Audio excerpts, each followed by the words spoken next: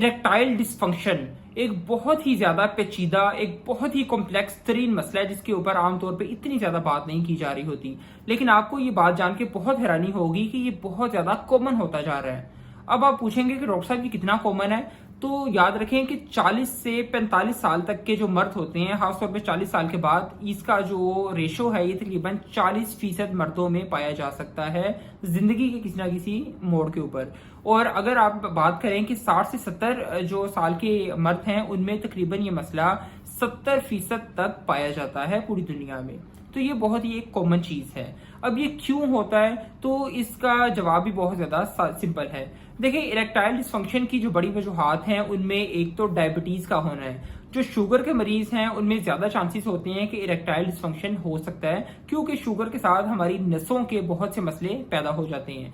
इसके साथ वो लोग जो कि स्मोकिंग करते हैं और रेगुलरली बहुत ज्यादा स्मोक कर रहे होते हैं, उनमें इरेक्टाइल डिसफंक्शन ज्यादा होने के चांसेस होते हैं। फिर वो लोग जो कि एंजाइटी और डिप्रेशन के शिकार होते हैं, तो एंजाइटी के प्रॉब्लम के अंदर भी इरेक्टाइल डिसफंक्शन का हो जाना ये काफी ज्यादा कॉमन देखा गया है। इसके साथ वो लोग जो कि अल्कोहल का ज्यादा इस्तेमाल करते हैं, फिर ऐसे लोग जो कि दिल की बीमारियों के साथ हैं, जिनमें हाई कोलेस्ट्रॉल लेवल होता है ब्लड में, उनमें भी इरेक्टाइल डिसफंक्शन का हो जाना ये बहुत ही ज्यादा कॉमन है। या फिर जो पांचवी अहम बात है वो है मोटापा। मोटापे की वजह से ओबीस लोग जो होते हैं, मोटे लोगों में भी इरेक्टाइल डिसफंक्शन हो जाना ये काफी ज्यादा कॉमन देखा गया है और जिंदगी की बड़ी अर्ली एज पे बहुत जल्दी ये मसला हो सकता है। अच्छा, अब हम बात करते हैं कि इरेक्टाइल डिसफंक्शन का और जो दिल की बीमारियां हैं इनका आपस में क्या ताल्लुक है। तो देखें, जितनी भी वजूहात इरेक्टाइल डिसफंक्शन की हैं, वही सारी वजूहात दिल की बीमारियों की भी हैं।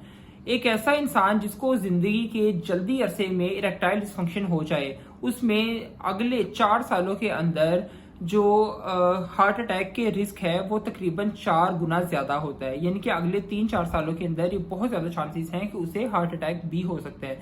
इसलिए इरेक्टाइल डिसफंक्शन की वजूहात का जानना बहुत ज्यादा आपके लिए जरूरी है।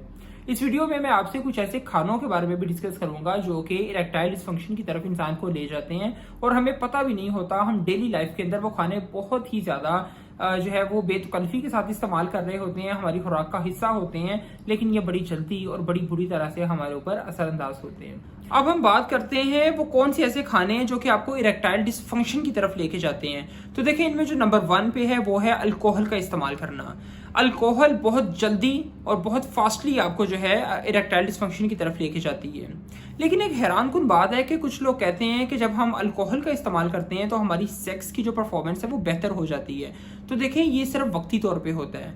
अगर आप लॉन्ग टर्म में देखें तो अल्कोहल हमेशा आपको इरेक्टाइल डिसफंक्शन की तरफ लेके जा रही होती है। इसलिए आपने इसे लाजमी अवॉइड करना है जो लोग इसे इस्तेमाल कर रहे हैं। दूसरी चीज जो कि इरेक्टाइल डिसफंक्शन की बड़ी वजह बनती है वो है लाल गोश्त या रेड मीट। देखिए, जो रेड मीट है इसमें कोलेस्ट्रॉल का लेवल बहुत ज़्यादा पाया जाता है और हाई कोलेस्ट्रॉल लेवल होने की वजह से आपको दिल की बीमारियां हो सकती हैं, आपकी दिल की शरेयानें तंग हो सकती हैं, आपके पीनस के अंदर जो शरेयानें बहुत बारीक होती हैं वो भी तंग हो सकती हैं। इसलिए रेड मीट को आप लाजमी अवॉइड करें। और अगर आप गोश्त का इस्तेमाल करना भी चाहें तो आप मछली को ज़्यादा इस्तेमाल कर लें, फिश का इस्तेमाल करें गोश्त, या आप कभी कभी चिकन को इस्तेमाल कर लें, तो इनमें आमतौर पे कोलेस्ट्रॉल लेवल कम पाया जाता है। इसलिए रेड मीट का इस्तेमाल करना बहुत ज़्यादा अच्छी चीज़ नहीं है। तीसरी चीज़ जो कि आपने इरेक्टाइल डिसफंक्शन के लिए लाजमी अवॉइड करनी है वो है फ्रेंच फ्राइज, तली हुई चीज़ें, जितनी भी फ्राइड चीज़ें हैं और प्रोसेस मीट है। ये देखें, ये जो हमें बाजार से बनी बनाई चीज़ें मिल जाती हैं और बहुत ज़्यादा तली खासतौर पे चीज़ें होती हैं, इनमें भी कोलेस्ट्रॉल का लेवल ज़्यादा होता है। इनमें ओमेगा 6 पाया जाता है जो कि आपकी जिस्म में तोड़ फोड़ करता है, इन्फ्लामेशन करता है, आपको इरेक्टाइल डिसफंक्शन की तरफ ले जाता है। इसलिए आप इसे लाजमी अवॉइड करें। फिर चौथी चीज़ जो कि आपने लाजमी अवॉइड करनी है वो है सोडियम। सोडियम का लेवल अगर तो आपके खाने में नमक खासतौर पे देखें ज़्यादा होगा, क्योंकि सोडियम नमक में पाया जाता है, और सोडियम का लेवल अगर आप ज़्यादा इस्तेमाल करते हैं तो ये भी आपको इरेक्टाइल डिसफंक्शन की तरफ लेके जा रहा होता है। सोडियम, फिर ये जो प्रोसेस फूड होती है और खासतौर पे ये जो आपको बनी बनाई फ्रोजन फूड्स मिल रही होती हैं, इनमें भी सोडियम का इस्तेमाल ज़्यादा किया जाता है। और अगर आप सोडियम का इस्तेमाल ज़्यादा अरसे तक करते रहते हैं तो बड़े ज़्यादा चांसेस होते हैं कि आप हाई ब्लड प्रेशर का शिकार हो जाएं, और हाई ब्लड प्रेशर का शिकार होने के बाद आप दिल की बीमारियों और फिर आप इरेक्टाइल डिसफंक्शन की तरफ भी चले जाते हैं।